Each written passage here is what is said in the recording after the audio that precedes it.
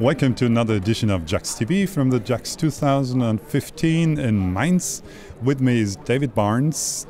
David is with IBM for many, many years now, and just gave a keynote here, and has a job title as is Program Director, Emerging Internet Technologies. What the heck is that? That's just because I needed to fill 3 lines on a business card. Okay. Not really. I am lead evangelist, a technology evangelist for emerging technologies. And we're a cool part of IBM because we invent. We look at what's happening in the future, 12, 18, 24 months. We invent stuff, we take it to the customer, and if they like it, we keep going, and it makes its way into IBM as a product. Okay. And to your customers, you count the developers, and you just said in your keynote, the world can't run without developers. Yeah. Great sentence. Yeah, it's absolutely true. The cloud computing now has some great value in a lot of different ways, but the biggest difference is what developers can do. Because we had remote computers before. We've always had that, right? We've had different databases and schemas. What's different here? A developer can go right there and start working, and he doesn't have to deal, or she doesn't have to deal with all this gorp. They just go right in and do what they want and innovate. Yeah, now you and other competitors like Microsoft or Amazon are telling the people, cloud is no problem, you just pick up some services, put them together, and everything runs. Where does the developer come in? Oh no, it's not magic. In fact, I create videos, I put them on YouTube, and in the latest video, the very first thing I said is, this is for developers, and in the middle, 3 times I said, this is for developers. Just the services, that's like somebody installed the database for me. I still have to use it. So the fact that the database is in the cloud, I still need to have a developer to use it. So this enables developers. They're more important than ever. Yeah, and how far does it enable them? As far as their company will allow them, or if it's not their company, as far as their imagination. You know, everything that's out there can create the greatest applications. It's how innovative can you be, and that's what's cool now. It's because if you've got a great idea, college students, we had some 9th grade students create Arduino devices with LEDs that read your tweets to determine if you were happy or sad, displayed them on there 24 hours. Okay. 9th graders. Well, that's innovation. Right? Okay. But there's something with the cloud. There are aspects here in Germany, especially the data security things. But on the other hand, there's this word cloud. Yes. People don't like it, that's a part of the marketing thing. But the other thing is that cloud sounds somehow mysterious. There's something happening I can't see. But it's technology still. So why do you address the developers there? Yeah. You know, for developers that are watching, 1010110, nothing's changed. I also started my latest video. I was asked to make 3-minute overview, and I tried for hours.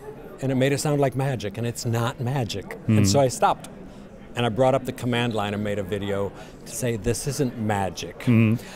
As far as addressing the German concerns and other country concerns, we know that.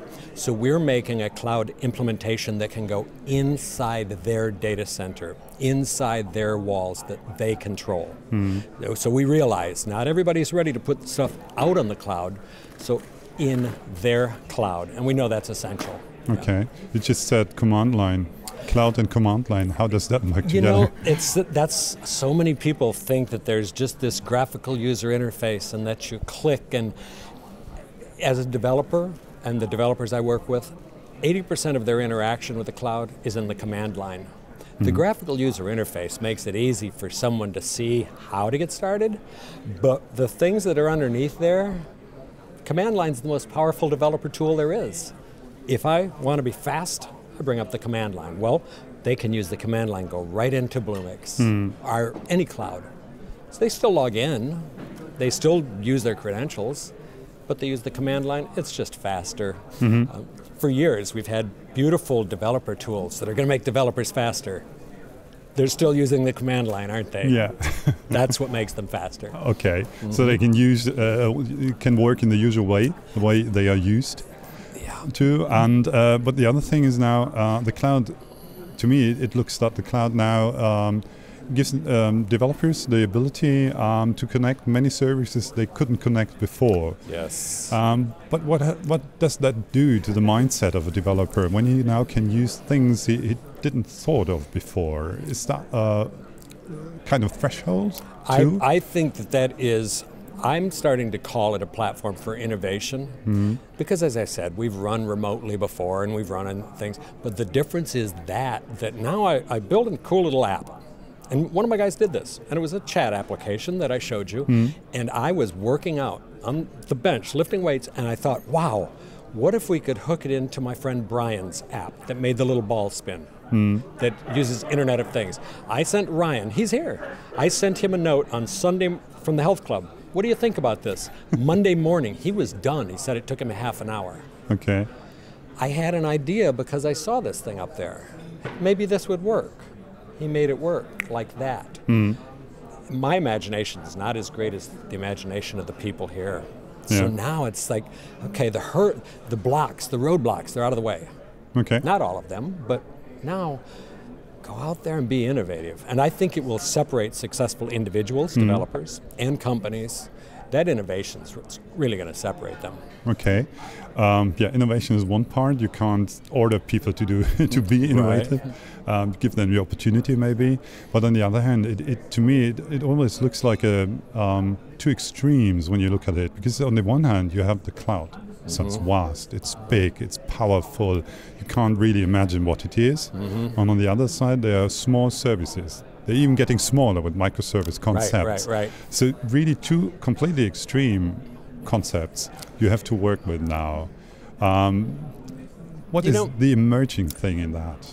I think the mystery of the cloud, I'm going to try to sort of peel back the mystery because it's not. That I work with some of the most technical people in the world. I'm not the most technical. I learn from them, and when I get it, then I can explain it to other people. Well, just recently, it finally hit me, and now I understand it. It's like, this is really pretty simple. So I think getting people to understand, there are servers, and they run this thing called Cloud Foundry, and it creates the services, and you use them.